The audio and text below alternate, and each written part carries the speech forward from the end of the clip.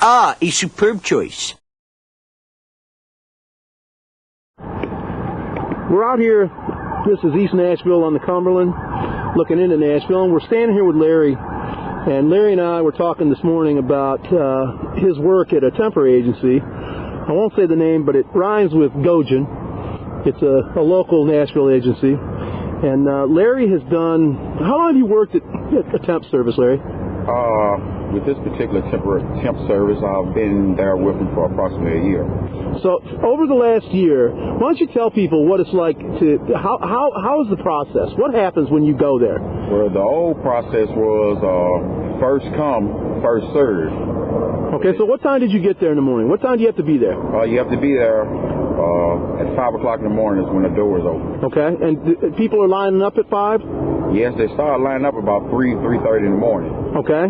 Just to be one of the first ones to be there. Okay. To get a work ticket to get out to work. Okay. What's a work ticket? A work ticket is where they give you a ticket to go out and work at a client company. Okay, and is there, I think you mentioned there's like different types of work tickets. Yes, there are. It's different types of work ticket. You got general labor, semi-skilled, and skilled. Okay, and the difference is what? I mean, how do you... The difference is if it's general labor, you make less pay. If it's semi-skilled, you make more pay, and if it's skilled, you make even more pay. Understood. And so you told me in the car that you have like 18 different skills that, I mean, make you at least semi-skilled. Is that right? Yes, I submitted on my application all my qualified semi-skilled and professional skills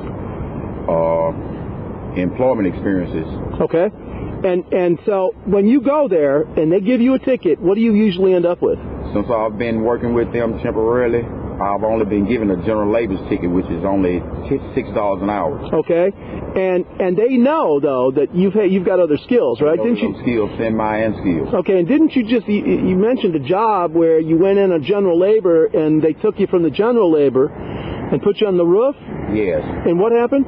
I was doing roofing, laying down hot tar, and I was using concrete drills to drill out concrete. Right, that sounds semi-skilled to me. Yes, it does. But they didn't pay you for that. No, they didn't. I questioned them about semi-skilled pay, and they told me if the client company didn't agree to pay me, then they wouldn't pay me. Understood. And they asked you to come back. They asked me he signed on my work ticket where it asked, do you want to repeat or no?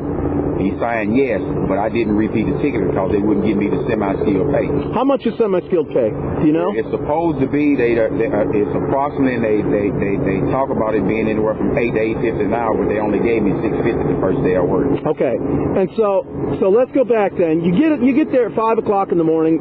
For you might get there at 3:30. Yes. You stand outside waiting for the doors to open. Yes. 5 o'clock, the doors open, and they assign you a general labor job. Then what happens? They assign me a general labor job, and they charge me $6 for transportation, to work and from work. Okay, so right off the top, you make $6 an hour, right. But right off the top, they're going to take $6 from you to get you there and back. Yes. Okay, and then you mentioned if it takes tools or something, they charge you for that? Rental fee for if I need any tools like a hard hat, safety glasses, gloves, or boots. There's a rental fee for that. So, and the rental fee is it how much? It's anywhere from 50 cents to like $1, $1.50. So, okay, again, then off the top, before you've even put in any time, you're already owing this temp labor service $7, $8 just right out the door, right? Yeah. Okay, and then so you go to work, and how long is the typical work day? 8 hours. Okay, and then do they bring you back? How do they pay you? They pay you. It depends. The agencies that I'm working through, they pay you in a check. Okay, and then what happens? Then I have to go to the grocery store and cash my check because I have no bank account or checking account. There's another $1, $1.50 out of my check.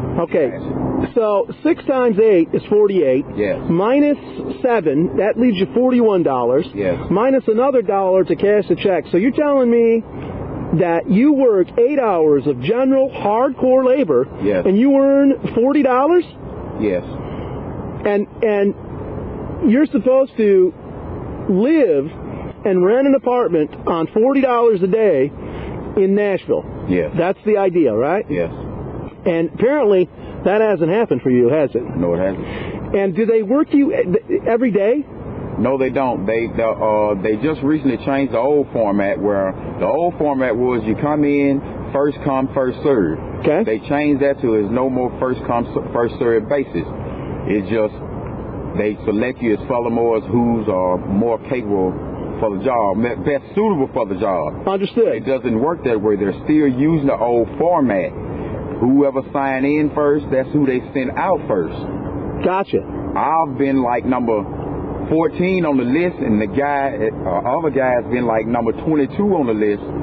They skip over me and get the guy that's 22 on the list, and I get no work for the day, and I've been there since 3:30 that morning, and I'm number 14 on the list. So, I guess, today we got your ID, and we found out today you'll be able to get your driver's license back. And it sounds pretty likely to me that you'll say goodbye to temporary labor as soon as you can, right? Yes, I will. Larry, thanks for your time. I hope that people who see this video recognize that all homeless folks aren't just laying around with a bottle stuck up to their face. Yes. You worked hard for the last year. I know you have.